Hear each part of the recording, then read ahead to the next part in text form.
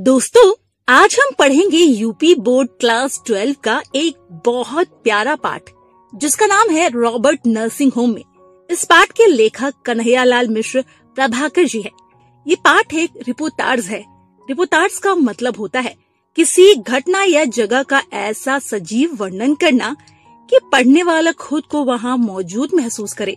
इस पाठ में प्रभाकर जी ने इंदौर के रॉबर्ट नर्सिंग होम की एक छोटी सी घटना को इतने भावुक और सुंदर तरीके से बताया कि वो घटना इंसानियत और बराबरी की सीख देने वाली बन जाती है। इस नर्सिंग होम में 3 ईसाई महिलाएं सेवा करती है, मदर मार्गरेट, मदर टेरेसा और सिस्टर क्रिस्ट हेल्ड। लेखक ने इन तीनों महिलाओं की निस्वार्थ सेवा, दया और इंसानियत को बहुत ही मार्मिक ढंग से पेश किया है। ये महिलाएं बिना किसी स्वार्थ के बीमार लोगों की सेवा करती हैं, चाहे वे किसी भी धर्म या जाति के हो। तो आइए दोस्तों, इस चैप्टर को हम डिटेल में समझते हैं। दोस्तों, इस चैप्टर में लेखक ने बताया है पहले वे एक महिला के घर मेहमान बनकर रुके थे, लेकिन अचानक वही महिला बीमार पड़ गई। अब उन्हें उनकी सेवा करनी पड़ी। महिला की तबीयत इतनी खराब थी, उसे इलाज के लिए इंदौर के रॉबर्ट नर्सिंग होम ले जाना पड़ा। ये घटना सितंबर 1951 की है। बीमारी गंभीर थी, माहौल में डर और घबराहट थी। इस बीच लेखक ने देखा सफेद कपड़े पहने एक लंबी, सुंदर और सजी सवरी महिला कमरे में आई। उनका चेहरा तो गोरा था, लेकिन उस पर हल्की गुलाबी चमक थी। जैसे ही वो आई, उन्होंने कहा, बीमार व्यक्ति के पास उदास चेहरा नहीं होना चाहिए। उनकी आवाज साफ और थोड़ी सख्त थी, लेकिन उस सख्ती में भी माँ जैसा प्यार झलक रहा था। ये महिला कोई और नहीं बल्कि खुद मदर टेरेसा थी, जो उस नर्सिंग होम की प्रमुख थी। मदर टेरेसा का जन्म तो फ्रांस में हुआ था, लेकिन उन्होंने अपना पूरा जीवन भारत में बीमारों और गरीबों की सेवा में लगा दिया था। जवानी से लेकर अब तक उनका एक ही मकसद था, दूसरों की मदद करना। मदर टेरेसा ने मरीज के गालों को बड़े प्यार से छूकर सहलाया। इस प्यार भरे स्पर्श से मरीज के चेहरे पर थोड़ी सी रौनक आ गई और कमरे का तनाव भी कुछ हल्का हो गया।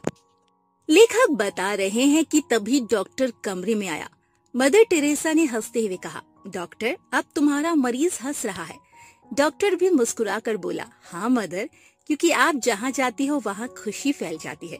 ये सुनकर लेखक भावुक हो गया। उसे लगा जो महिला खुद माँ नहीं बनी, वो सबकी माँ बन गई और छोटी सी तनख्वाह में भी 20 साल से सेवा करती रही।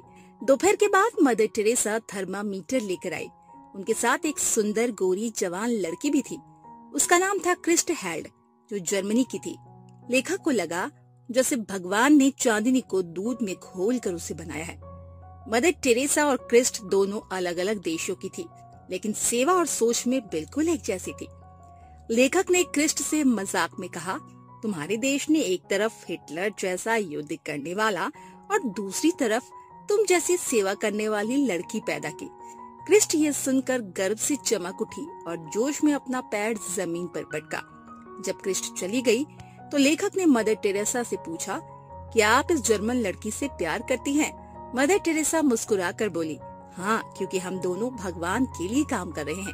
लेखक ने फिर चिढ़ाते हुए पूछा, हिटलर ने तो आपके देश फ्रांस को नुकसान पहुंचाया था, फिर भी आप कैसे भूल गई?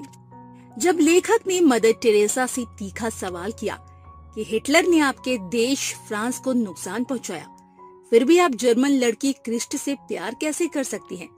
तो मदर टेरेसा बिल्कुल शांत रही और प्यार से बोली, हिटलर बुरा था, उसने सबका नुकसान किया। उसकी वजह से क्रिस्ट का घर भी उजड़ा और मेरा भी, इसीलिए हम दोनों एक जैसे हैं। मदर के इस गहरे और सच्चे जवाब ने लेखक को चुप करा दिया। मदर टेरेसा चली गई, लेकिन लेखक सोचते रहे, इंसानों ने आपस में देश, जाति और रंग के नाम पर कितनी ऊंची ऊंची दीवारें बना ली है, जो दुख देती है और जिन्हें तोड़ना बहुत कठिन है। फिर लेखक क्रिस्ट हेल्ड के बारे में बताते हैं। क्रिस्ट के पापा जर्मनी में कॉलेज के प्रिंसिपल हैं। क्रिस्ट ने ठान लिया वो 5 साल तक सेवा करेगी। जब वो बीमार लड़की के बालों को देखती है तो उसे अपने पापा की याद आ जाती है और वो थोड़ी सी उदास हो जाती है। लेखक को भी ऐसा लगता है जैसे वो खुद भी क्रिस्ट जैसा है, अपने घर से दूर, अकेला और भावुक। ये सोचकर लेखक की आंखों में आंसू आ जाते हैं। उस लड़की ने लेखक के आंसू देखे तो वो घबरा गई और जल्दी से अपना रुमाल निकालकर उनके आंसू पोंछ दिए। उसकी हंसती हुई आंखें थोड़ी नरम हो गई, लेकिन उनमें आंसू नहीं थे। जब लेखक ने पूछा, घर छोड़ते वक्त तुम रोई थी? तो लड़की ने भोलेपन से कहा, नहीं माँ, बहुत रोई थी। इसके बाद लेखक ने उसे बिस्किट दिए और वो मजेदार तरीके से हिंदी, अंग्रेजी और जर्मन भाषा मिलाकर बोली, जिससे सब लोग हंस पड़े। इसके बाद मदर टेरेसा बात करने के मूड में थी। लेखक ने उनसे पूछा, क्या वे घर वापस नहीं गई? मदर ने सीधे जवाब ना देकर एक कहानी सुनाई। फ्रांस में एक बार पूजा स्थलों का सम्मेलन हुआ था। वहाँ 2 मदर गई जिनके माता पिता फ्रांस में ही रहते थे। जब वे जहाज से उतरी तो उनकी माएं उन्हें पहचान नहीं पाई। आखिरकार नाम पूछकर पहचान सकी और गले मिली। कहानी खत्म होते ही मदर टेरेसा उठकर चली गई। लेखक को समझ आ गया उन 2 बेटियों में से एक मदर टेरेसा खुद थी। लेखक ने एक दिन मदर टेरेसा से और बातें की। मदर ने बताया, जब घर से चिट्ठियाँ आती है तो वो जवाब में यहाँ के मरीजों की फोटो भेज देती है। एक मरीज से उन्होंने कहा, उसके लिए आज प्रार्थना करेंगी। जब मरीज ने कहा, कल भी प्रार्थना करना, तो मदर ने मुस्कुराकर कहा, कल वो उस व्यक्ति के लिए प्रार्थना करेंगी जिसे सबसे ज्यादा दर्द होगा। ये सुनकर लेखक को मदर टेरेसा का सच्चा प्रेम और त्याग साफ नजर आया। लेखक ने ऊपर के बरामदे में एक बुजुर्ग और छोटी कद की मदर मार्गरेट को देखा। वो बहुत सालों से भारत में सेवा कर रही थी और हमेशा खुश रहती थी। एक अमीर परिवार का लड़का ऑपरेशन से डर रहा था। तब मदर मार्गरेट हंसकर बोली, आज सब कुछ है, कल थोड़ा रहेगा, फिर कुछ नहीं बचेगा। उनकी हंसी ने सबका डर दूर कर दिया। जब एक बीमार लड़की ने थोड़ी सेहत पाई तो मदर मार्गरेट ने खुशी में चुटकी बजाकर कहा, जी उठी, जी उठी। लेखक आगे बताते हैं, उनका यहाँ अनुभव बहुत चमत्कारी था।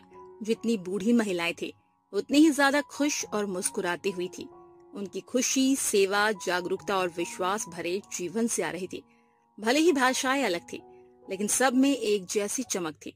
सिस्टर क्रिस्ट हेल्ड का तबादला हो गया था। अब वो भीलों के गांव में जाकर सेवा करेंगी। वो बहुत खुश होकर हम सबसे मिलने आई। उन्हें वहां जाने का कोई दुख नहीं था।